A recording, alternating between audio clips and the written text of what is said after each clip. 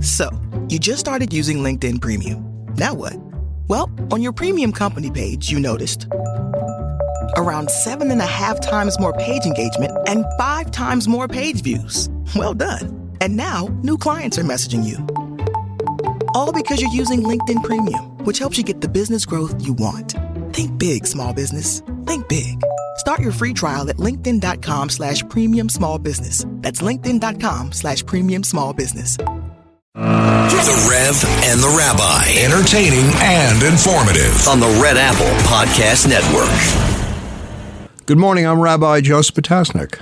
And I'm Reverend A.R. Bernard. Reverend, we have once again on our program someone who started off as Long Island's congressperson. Now he's America's congressperson. I'm talking about Congressman Peter T. King. Let me just say this. I learned that, in 2014, he won with 68.5% of the vote, the highest margin of any congressional candidate on Long Island. So in order to do that, you have to receive bipartisan support.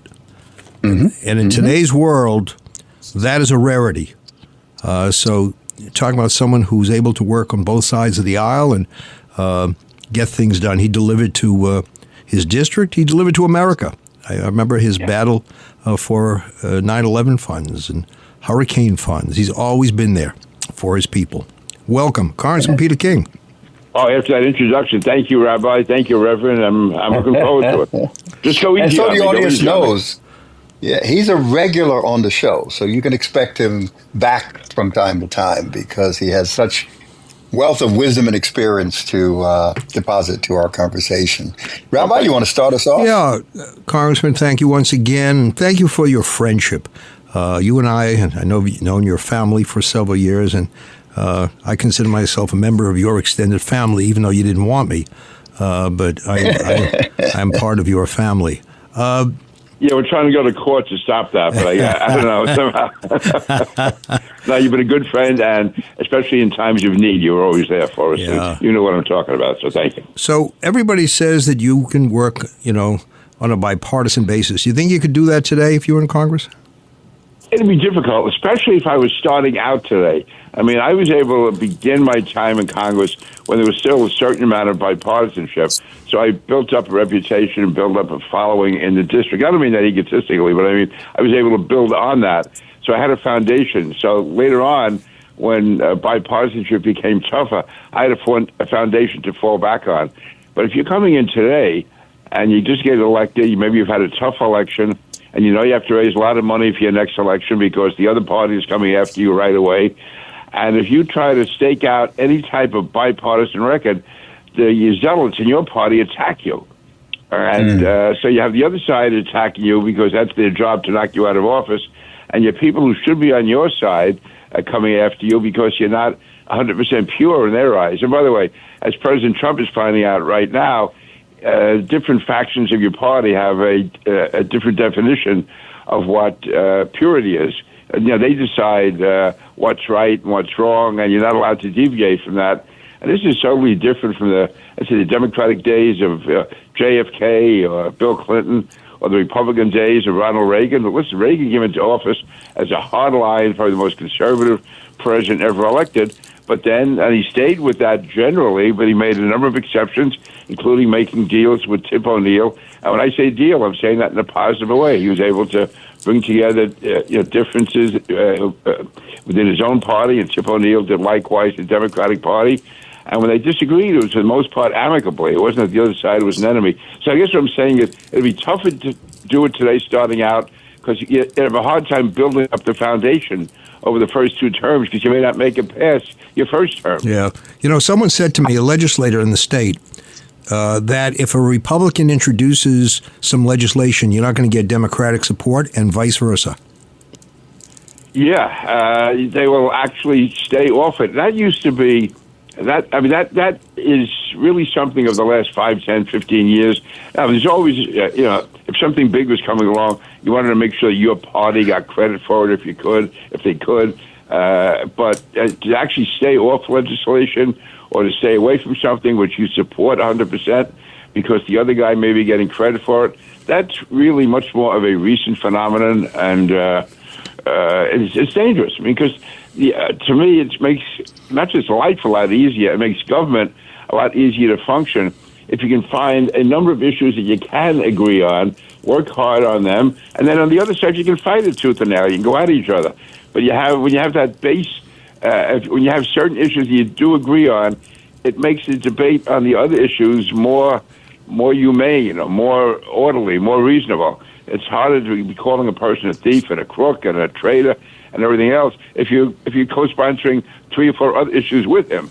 So that's with her. So.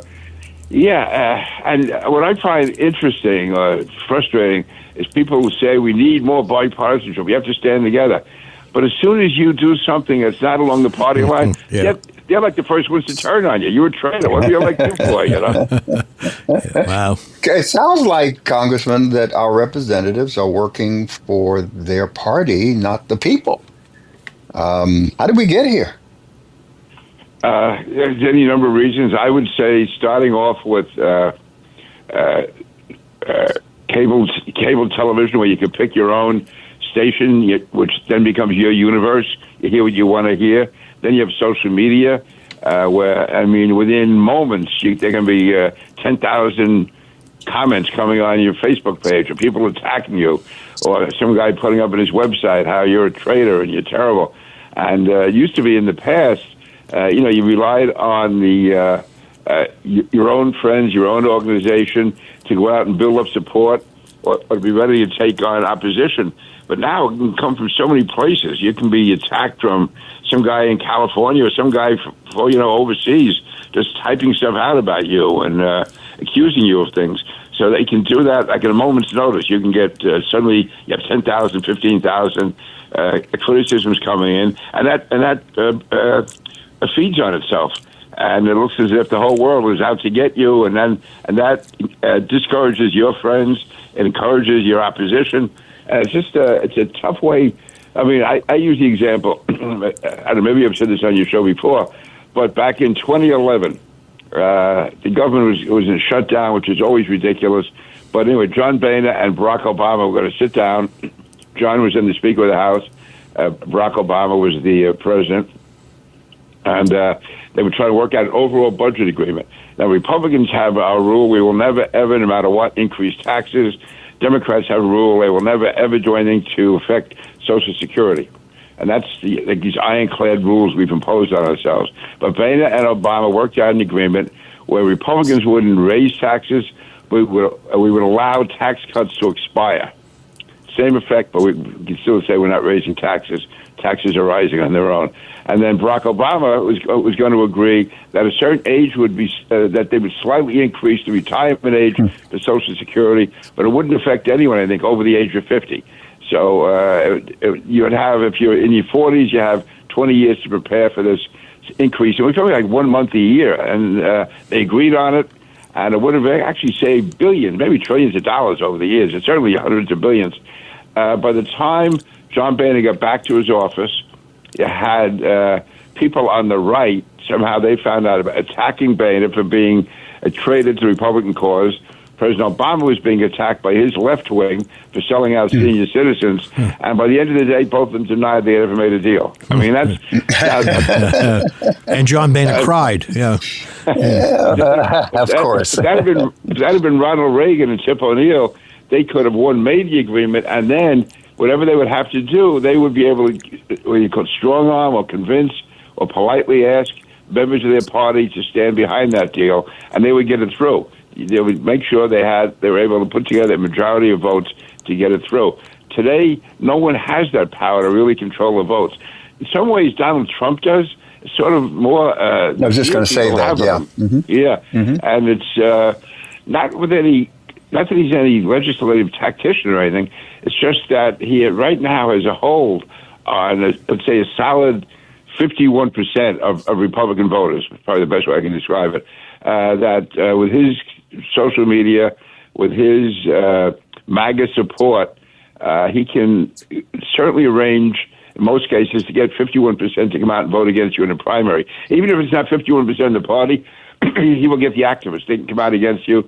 And to some extent, Bernie Sanders is building up that kind of support. Bernie Sanders, AOC, within the Democrat Party. It's nowhere near as the power that Trump has right now, but it makes it difficult. It really does. Yeah. And right now we're going to see it in Congress, where the Republicans from the northeastern states have said that they only voted for the budget bill coming out of the big bad beautiful bill, whatever it's called, coming out of the House, because the SALT, that's the reduction, income tax reduction for state and local income taxes, that will be increased to up to $40,000 deduction.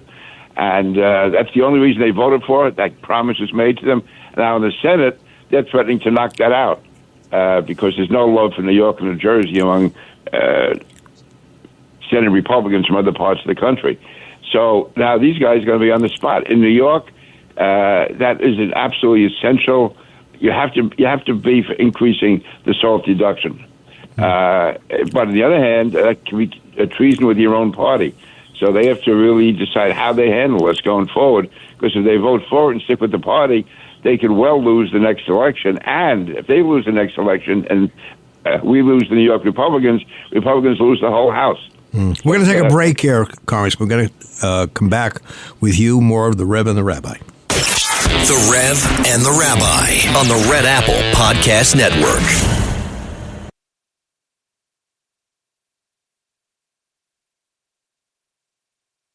The Rev and the Rabbi. Entertaining and informative on the Red Apple Podcast Network. Welcome back. I'm Rabbi Joseph Potasnik. And I'm Reverend A.R. Bernard. We are speaking with America's Congressman Peter King. Yeah, and during the break, we were talking about a few things, and a thought came, Congressman, that when it comes to Donald Trump, the voters that support him seem to have an emotional identification with him. But the electeds seem to fear the influence that he has over that block of voters that have an emotional connection. How do we understand this? It's really difficult. Go back to 2016 when Donald Trump said he could shoot somebody on Fifth Avenue and his people would still vote for him and still support him. And it seemed like a real crazy exaggeration at the time. It was almost true. And people, I'd say, who felt one way for years on a certain issue, once Donald Trump takes the other side of it, they agree with Trump. They're willing to forget all that they stood for in the past. I can't think of anyone in recent times in the United States who's had that type of power over such a large number of people. I don't think it's a majority, but it certainly is. It's enough of a majority within the Republican Party to have people who will follow him no matter what, and then another part of the party will follow him because they're intimidated by that power. Yeah, Congressman, let's go to the international scene. Iran, Israel. We who support Israel strongly, who love the state of Israel, are grateful to the president for his steadfast support. He has stood with Israel. He has not equivocated. That's not true of others, but I think we have to recognize and say thank you, because Israel in this present conflict needs support, especially when we're talking about, the detection of atomic enrichment underground in Fordo. So, how do you react to all of this? Well, I think we should, as Americans, all agree that Iran should not be allowed to have nuclear weapons. We also realize that Israel is the country that it's really this is a do-or-die situation for them. In the United States, we don't have to fear long-range Iranian missiles right now. It's definitely in our interest to stop them from becoming a nuclear power. But the one country right now which has to fear the most is Israel. And Israel is our strongest ally in the Middle East, and the Middle East, in the long run, is essential for our national security.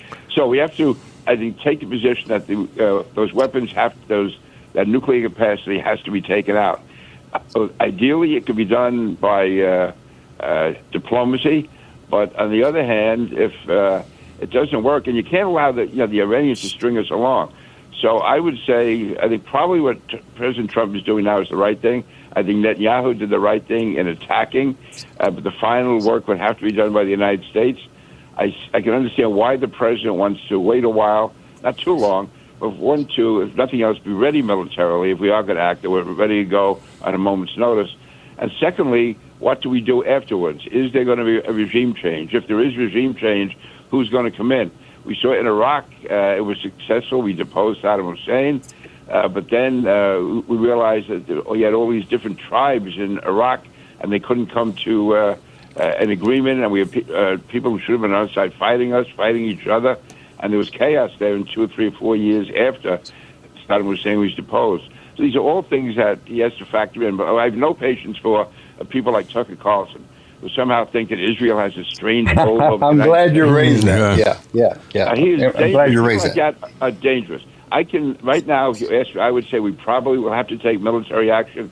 If the president wants it, I would support it. But I understand what goes into that judgment, but I would never tolerate the thinking that somehow we're doing this because the Jews are so powerful, that they're controlling our foreign policy, that we're being sold out, that Trump doesn't know what he's doing, that the military doesn't know what they're doing. That, to me, is undermining the President of the United States on an issue that we can all agree on. It's not like, to me, the issue, no American, even though people like Tucker Carlson somehow think Iran is no threat to us, that it's really the United States that's responsible for so many of these issues.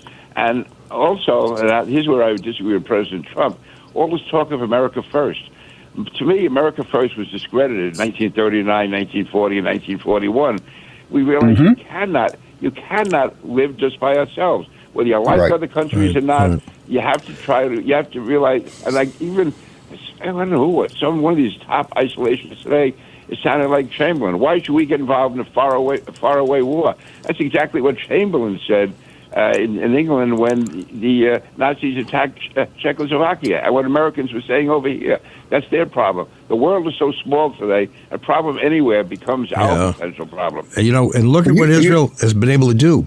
It's degraded Hamas. It's taken out Hezbollah, right? It's changed the chairs in Syria.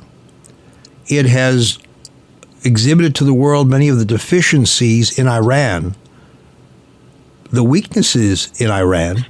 I mean, Israel has done the world a favor in exposing who the tyrants are and ridding the world of many of these tyrants. What do you say to Rabbi, to those who see it as aggression? I think defending your life, protecting your country is not an act of aggression. What we did in World War II, to me, was not an act of aggression. Going after those who want to destroy you. I mean, what do you have to wait till they destroy so many of your people? Then you go after them. I think people have to really salute Israel for what it's done here. And I just don't know. And I don't understand with Tucker Carlson. What are his credentials? How does he, evaluate who is a friend and who's an enemy? On what basis is that? That raises another important question, Rabbi, and I'd love, Congressman, for you to weigh in on this, because he did ask Ted Cruz in that exchange between he and Cruz why Ted Cruz, Senator Cruz, supported Israel. And I don't think he gave a great answer. And what do you think about that? To me, I support Israel because, let me put it first in crude terms, they're doing our dirty work in the Middle East. I mean, they have really saved so many American lives and saved so many American dollars by doing what they're doing. But secondly, they're our strongest ally. The Middle East is essential to our national security, and they're the only democracy there, the only country we can count on.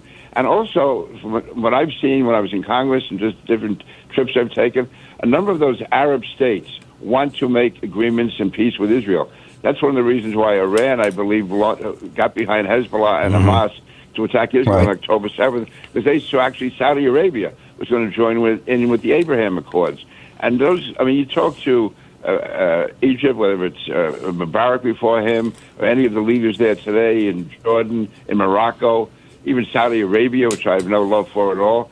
But those countries, they realize, if nothing else for pragmatic reasons, Israel is going to be there to stay. They want Israel to be there. They can rely on Israel. I mean, Israel and Egypt, who would have thought 35, 40 years ago, say 40 years ago, that 45 years ago, that Israel and Egypt could ever work together? Ever since they've made their agreements, for the most part, both sides have have held to those agreements. Egypt knows that Israel is a valuable neighbor to have. Israel knows that it doesn't want to be going to war with Egypt, which probably is like, if nothing else, the titular head of the Arab states. And they realize that. But Iran is the one who can undercut all that, and they can terrorize the other nations. So that's why I would say secretly, most of these nations, either openly or secretly, even the Arab states are behind Israel. See, Rabbi, that's the kind of answer that's necessary. Yeah. Political and moral solidarity with the United States as a place in the Middle East is very, very important. I think Cruz wasn't ready for that question. Well, you see that Iran often proclaims death to Israel and death to America. They link the two together. Right. Israel is the small Satan, America is the big Satan. I just think it's a moment of real testing here of our strength. But you go back to the aggression. I think from a religious standpoint, someone says, I want to kill you. Jewish tradition says you have a right to remove that person. You don't have to be a martyr and lose your life because you don't want to act initially. So I think also, Israel... the reality is that the October 7th attacks, that was orchestrated by Iran. They control Hamas, they control Hezbollah. But also, another thing we have to take into account here, there's no such thing as an easy war. If we get involved in this, I think we probably will have to. Right here in New York, there are Hezbollah operatives who have been here for years, ready to strike. So if Iran could well call them into action, we could see terrorist attacks around here. But to me, if we're constantly afraid of that, all we're doing is putting off the inevitable. Because if Iran is capable of doing that now, before they have the nuclear weapon, think how much more capable it will be when they have nuclear weapons. Peter King, we are honored to have you with us and look forward to future conversations. All right, Congressman King, thank you. Stay tuned for more right here on Red Apple Radio Networks. The Rev and the Rabbi on the Red Apple Podcast Network.